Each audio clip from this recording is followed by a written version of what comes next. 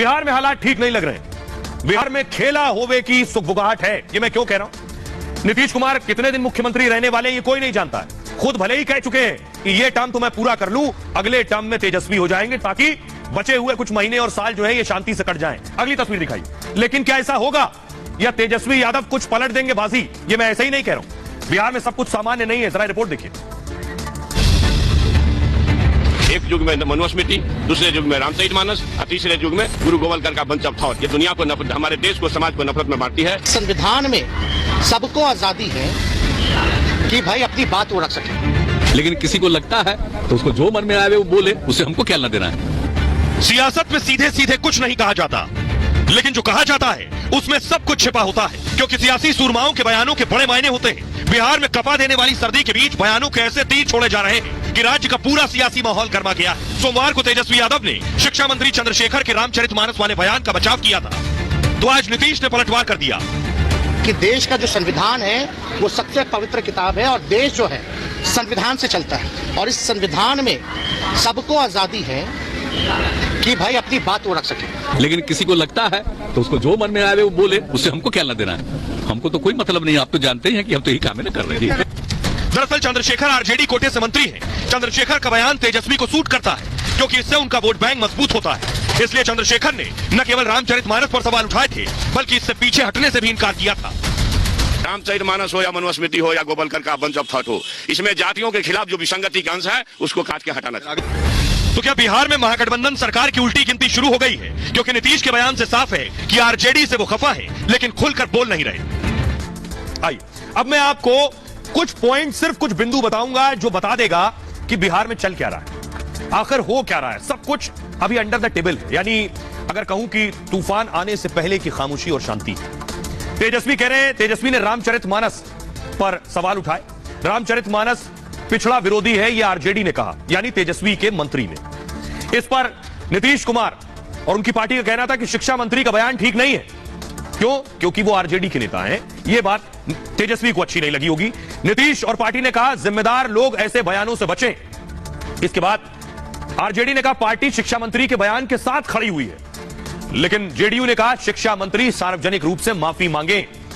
RJD ने कहा JDU का नेता इस मामले में बयानवीर न बने। जेडीयू के नेता, जेडीयू ने कहा गठबंधन की जड़ में मट्ठा डालने की कोशिश हो रही है। आरजेडी ने कहा बयान में कुछ गलत नहीं है, शिक्षा मंत्री को बयान वापस लेने की जरूरत नहीं है। जेडीयू कह रही है आरजेडी नेता बीजेपी के एजेंडे पर काम कर रहे हैं। अब आप देख रहे हैं कैसे दरार पड़ती जा रही है और मैं कहूंगा बढ़ती जा रही है। आरजेडी ने कहा पार्टी के मामलों में कोई डिक्टेट बर्दाश्त नहीं है, यानी कोई हमें ज्ञान न दे, यह बर्दाश्त नहीं है। जेडीयू ने कहा हमारे नेता पर टिप्पणी होती है, यह हमें मंजूर नहीं है, क्योंकि सीधे नीतीश टारगेट पर थे। रामचरितमानस पर बयान के बाद ठेकेदार परेशान है, यह आरजेडी कह रही। जेडीयू ने कहा आरजेडी द्वारा ऐसे बयान बर्दाश्त के लायक नहीं है। आरजेडी ने कहा शिक्षा मंत्री चंद्रशेखर ने कुछ भी गलत नहीं कहा है। जेडीयू का कहना है धार्मिक भावनाओं को ठेस पहुंचाना ठीक नहीं है। आरजेडी का कहना है संविधान ने सबको बोलने की आजादी दी है, यह तो खुद तेजस्वी यादव ने कहा। नीतीश कुमार का कहना है किसी धर्म में हस्तक्षेप ना हो, सभी का सम्मान हो। यह जो बयान है, ये बयान बता रहे हैं कि ज्यादा दिन चलने वाला नहीं है निकाह। जरा सुनिए शिवानंद तिवारी को और उपेंद्र कुशवाहा को। इसका हम विरोध करते हैं शक्ति के साथ, तो इनको भी अपनी बात कहने का लोकतंत्र है भाई, लोकतंत्र है। इनको चोट लगी कि नहीं साहब शूद्रों के बारे में कहा है कि पूजिए भी प्रज्ञान गुण ही ना, और पूजिए ना शूद्र सब गुण प्रवीणा, ये भी लिखा है, तुलसीदास ने लिखा है। लेकिन ये भी साथ लिखा है कि सिया राम मैं सब जगह जानी, ये भी कहा है कि पढ़ पीड़न सब नहीं अदमाई, परहित सरस धर्म नहीं भाई। धर्म कितनी सुंदर परिभाषा भी उन्होंने की है। इसलिए दोनों चीज है। इसलिए ये कहना कि नहीं साहब घृणा फैलाने वाला, नफरत फैलाने वाला है, ये हमको लगा कि ये उचित नहीं है।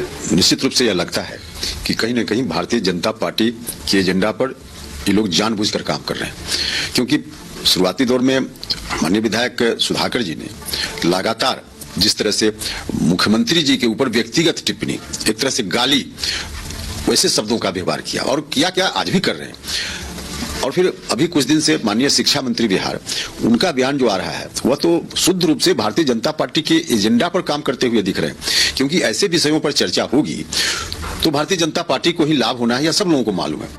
अब आपको बताता हूं कैसे ये जो लड़ाई है ये जुबानी लड़ाई से आगे बढ़ गई है। कैसे सोशल मीडिया पर शिक्षा मंत्री लिख रहे हैं, अगली तस्वीर दिखाइए। यानी आरजेडी और जेडीयू, एक और पोस्टर चल रहा है, देख रहे हैं आप, नीतीश कुमार का फोटो है। ये जेडीयू ने ट्वीट किया है कि 2005 में बिहार कैसे कहां था और 2020-21 में बिहार कहां पहुंच गया, यह बताने का मकसद है। अब मैं आपको बताता हूं, आइए, कि ट्विटर वॉर में क्या लिखा जा रहा है, क्या हो रहा है ट्विटर वॉर में। देखिए जरा, सबसे पहले तेजस्वी के जो शिक्षा मंत्री हैं, उन्होंने लिखा, मेरे बयान के बाद से ठेकेदारों के पेट में मरोड़ हो रही है, अब वो परेशान होंगे। उन्होंने तो मंदिरों से खूब माल छापे हैं। सवाल दलितों वंचितों का है, जिन्हें तुम मंदिर में घुसने से रोकते हो। एक कहावत भी है ना, लोहे का स्वाद लोहार से मत पूछो, उस घोड़े से पूछो जिसके मुंह में लगाम है। बुनियादी संसाधन, उचित पाठन, शिक्षित बिहार, तेजस्वी बिहार। शिक्षा मंत्री कह रहे हैं तेजस्वी का बिहार है। अब देखिए जेडीयू क्या कह रहा है, बढ़ता बिहार, नीतीश कुमार।